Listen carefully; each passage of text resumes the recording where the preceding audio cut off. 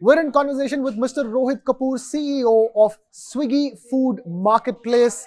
Rohit, thank you so much for speaking to us. I want to begin by asking about your survey results, your annual survey results of what India ordered for the year. So let's talk about the year 2022. And I have to ask, year after year, you put out this survey, and every year, the number one most ordered dish is biryani. And number two, incidentally, is masala dosa. Talk to us. What is the secret behind this? I mean, there is really no secret. India loves both biryani and masala dosa. So we call it how India Swiggy did. Okay, how India Swiggy did. Yes. Look, biryani I think has been topping the charts for many years now, and I figured that there are 2-3 reasons. One, it's very egalitarian. You know, कोई भी खरीद सकता है. You get 100 rupee biryani, you get 800 rupee biryani. So it really cuts across different customer segments, type of needs, etc. By the way, I eat veg biryani, which many contested, not biryani. High five, so do I. But that's one. I think second is travels well, easy to pack, easy to ship, and third is it's a no-brainer. People like it. Like if I'm hosting at home and I want to figure out कि सबको क्या पसंद आएगा, right? No-brainer, biryani मंगा लेते हैं, right? So it's one of those things which has become so native to who we are. Masala dosa, interestingly, if you think of South India, you obviously think it will top the charts there. But even in a state like UP, you find it tops the charts. Masala dosa is topping the charts in UP. That's news for sure. So it is again, South Indian food has traveled all across. So we happily eat a idli or a dosa anywhere we are. I guess India's love for these cuisines just unabated. It keeps growing. And so does India's love for samosa and gulab jamun. Samosa topping the charts again for the most ordered snack, and gulab jamun the most ordered dessert. 27 lakh gulab jamuns sold, right? In 1 year. That's a lot of gulab jamuns. And samosa, yes, again, it's not just the basic samosa. So I grew up in Bengal. And if you think about Bengal samosa, it's very different from what you get in Delhi. Right? It's a little sweeter, it's got peas in it.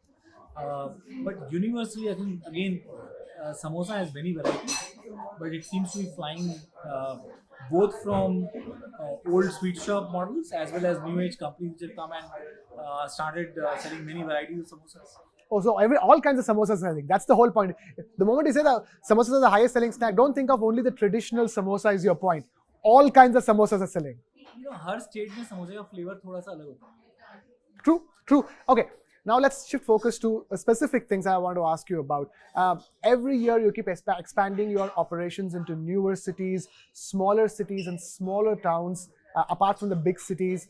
Talk to us in the year 2022, which are the smaller towns you entered, in terms of both the food delivery business of Swiggy and your Instamart business, which has been a raging hit in the last year and a half. Talk to us about your expansion into newer geographies in the year gone by. So in 2022, we entered more than like 100 cities for food in India, and they range from Port Blair to a small city in UP to Tamil Nadu to Kerala, you name it, in Northeast. So you'll find us in practically everywhere you go in India. You'll find Swiggy delivering. Instamart is in about 25-30 cities, and the response has been phenomenal. I think many people may believe that quick commerce is a big city thing. But frankly, we've gone into cities which are the next set of cities, Cochin, Ludhiana, all these places, and the consumers is lapping it up. I think they're finding incredible convenience from both food and Instamart. Wonderful.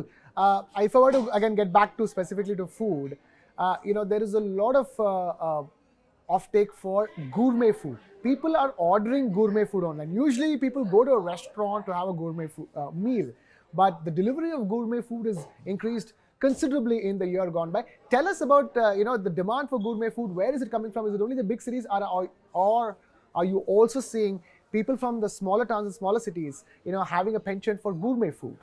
So if you go to the Swiggy app, in many cities you'll find there's a section called gourmet, right?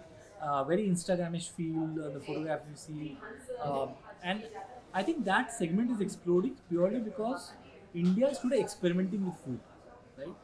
So no longer it's just enough to have something, only X kind of food, but people want to experience Asian, fusion, Thai, Chinese, but not just the staple one. So gourmet is actually exploding all across, and I think the phenomena is not just restricted to the largest cities. Even in small towns where I go, I was surprised in a what I'll call a tier three, tier four town. I found there was sushi outlet right now. Now I couldn't have imagined a sushi outlet in a very small town in India, but people are experimenting. Palates are changing. Oh, so clearly gourmet food is not only a big city phenomenon, smaller towns are also taking to gourmet food big time. That's one clarity. Then let's talk about health food. Healthy eating has certainly become the order of the day ever since the pandemic began and people started worrying about their health even more than before. And the ordering of healthy food on the Swiggy app has also been increasing considerably. Talk to us again. Is there a difference in consumption patterns when it comes to health foods between the big cities and the smaller ones? So we have an option for guilt-free, and that grew 23% this year.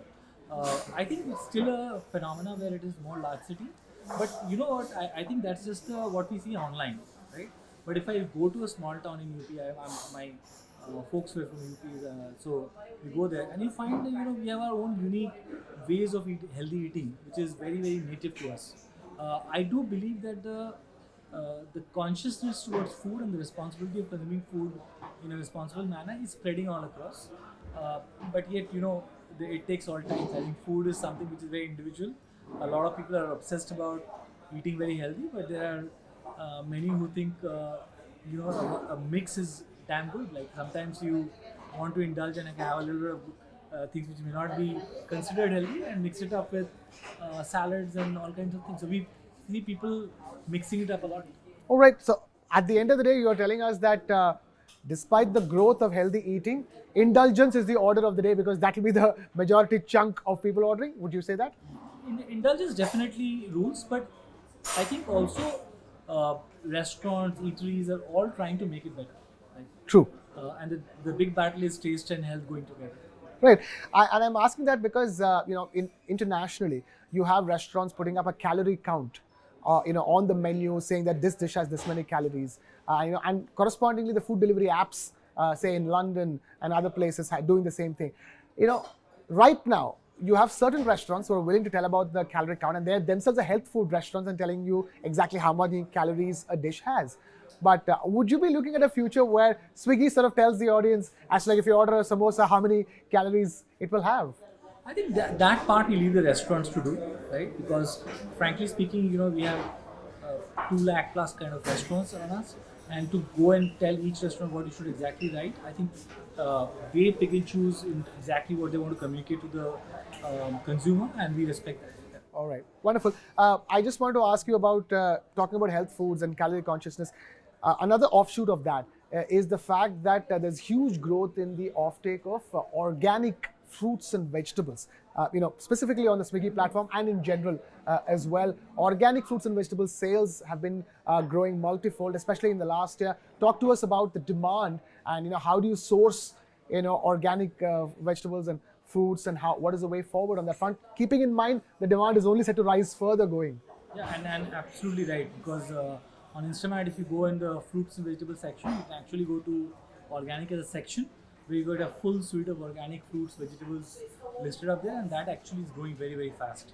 I think sourcing, we are very stringent on these, and we look for clear markers which make sure that it's organic in nature before it's given to the consumers. You're bang on when people's consciousness about what organic stands for, why it is good for you, is rising day by day. And I won't be surprised if over a period of time, over the next 2 to 5 years, you'll see more food which is organic than the other way around maybe. And that's true if you go US today and if you walk into let's say a fresh vegetable store, you'll not just find organic, you'll find many shades of organic, right? Even eggs, for example, or anything that you pick up there. I don't think we're there yet.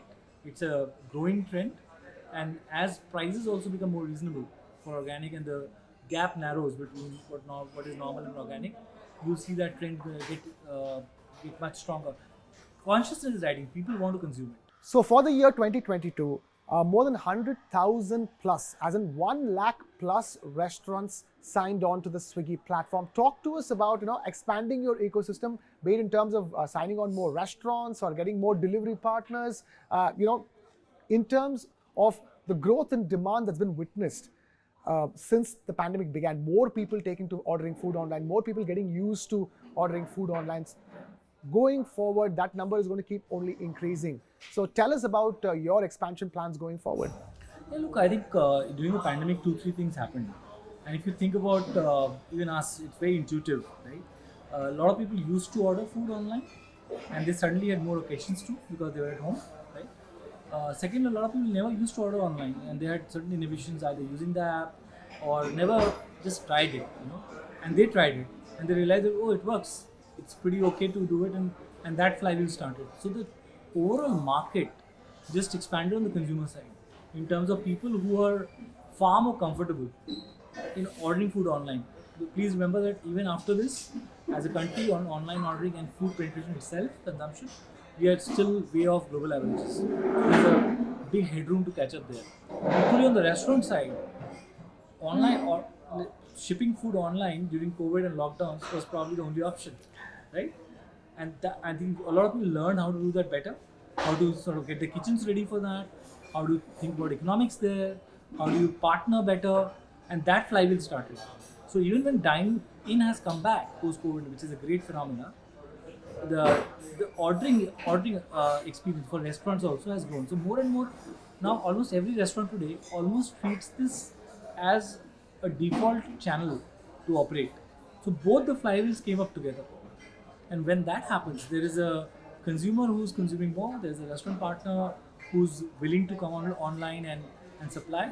Obviously, it creates also great opportunities for employment for delivery partners who come in because they bridge it, right?